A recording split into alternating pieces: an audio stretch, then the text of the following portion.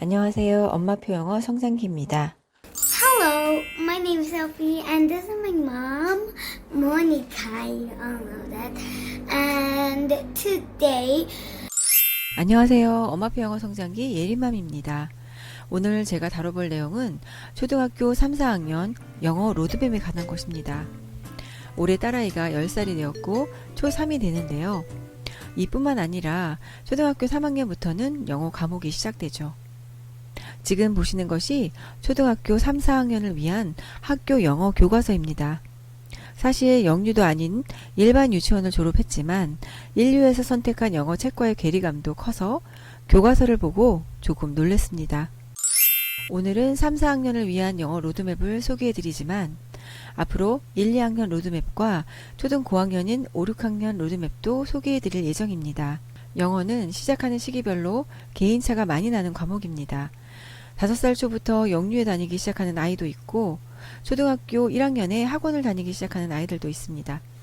또 초3 이후에 학교에서 영어를 처음 접하는 아이들도 상당히 많이 있습니다. 물론 주위를 둘러보면은 엄마표 영어로 꾸준하게 영어에 노출되어 왔던 아이들도 요즘은 늘어나고 있는 추세입니다.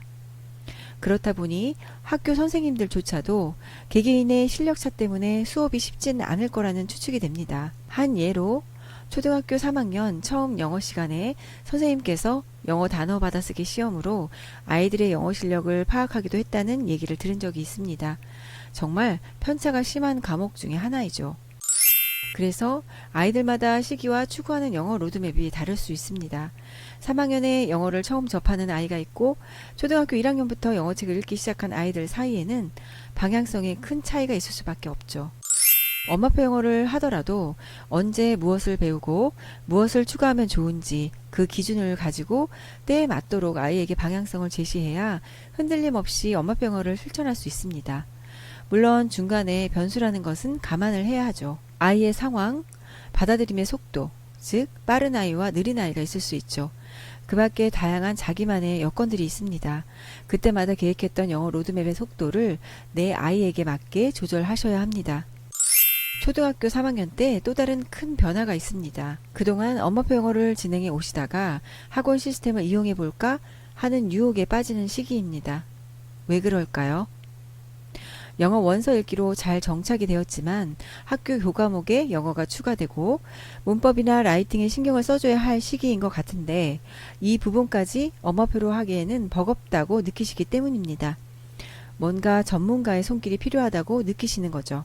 여기에 학원표 아이들을 보면서 내 아이가 엄마표 영어로 잘 가고 있는 건지 또 입시 영어를 신경 써야 하는 초등 고학년을 앞두고 있는 것도 문제입니다. 주위에서 제게 묻습니다. 어떻게 흔들리지 않고 엄마표 영어를 그렇게 잘 진행하고 있느냐고 말입니다. 엄마표 영어를 진행해 오면서 흔들렸던 순간은 아이의 영어 아웃풋이 나오기 전까지였습니다. 저는 아이의 영어 레벨 테스트도 받아볼 겸 매년 영어학원 투어를 합니다. 이때 학원 원장님들과의 대화를 통해서 학년별로 어떻게 영어 수업이 진행되고 있는지, 수업 목표는 무엇인지, 사용하고 있는 교재는 무엇인지 등등의 정보를 얻게 됩니다. 그리고 우리 아이에게 무엇을 채워주면 좋을지도 생각해 보게 되죠. 그런데 무엇보다도 아이의 레벨 테스트를 통해서 엄마표 영어에 대한 확신을 더 많이 얻게 되는 것이 가장 중요합니다. 또 학년별 영어 로드맵을 머릿속에 저장하고 있기 때문에 흔들림 없는 엄마표 영어가 되는 것입니다. 지금부터 소개해드리는 강남권의 3, 4학년 영어 로드맵은 해외 유학이나 외고, 국제학교 입학을 염두에 두고 있거나 초등학교 고학년까지 우리나라 입시 영어를 따라잡는 것이 목표입니다. 초등 고학년에 우리나라 입시 영어를 끝낸다? 이 말에 반발하시는 분들이 상당히 많이 있습니다. 학원을 다니는 아이들도 엄마표 영어를 하는 아이들도 초등학교 때 영어 실력을 최대한 올려놓고 중학교 이후에는 수학이나 다른 과목에 매진할 수 있는 시간을 벌자라는 개념으로 받아들이시면 좋을 것 같습니다. 영어 로드맵 자체가 우리 아이에겐 벅차다라고 느끼신다면 이때 이런 것들을 배우는구나 라는 정도로 생각하시고 목표를 잡으시면 좋을 것 같습니다. 사실 강남권 아이들은 출발선에서부터 이미 차이가 납니다. 영유를 졸업하고 연계 학원을 다니면서 교육받기 때문에 영어 로드맵은 다니는 학원에 의해서 결정이 됩니다. 해외에서 공부를 하고 돌아온 리턴이들도 상당히 많이 있고 어떤 과목에서든지 비교 언급되는 동네이죠. 초등 3, 4학년이 되면 이곳 아이들은 1, 2학년 때보다 더 두꺼운 챕터북을 읽게 되는데 여기에 뉴베리 수상작들을 추가합니다. 한 달에 한두 권으로 목표를 잡고 정독 활동으로 챕터별로 책을 읽으면서 내용을 파악하고 독후감을 씁니다. 책을 많이 읽는 다독에서 책을 정확하게 읽는 정독으로 넘어가는 시기이죠. 여기에 기본으로 미국 교과서 지문을 읽으면서 배경 지식을 쌓습니다.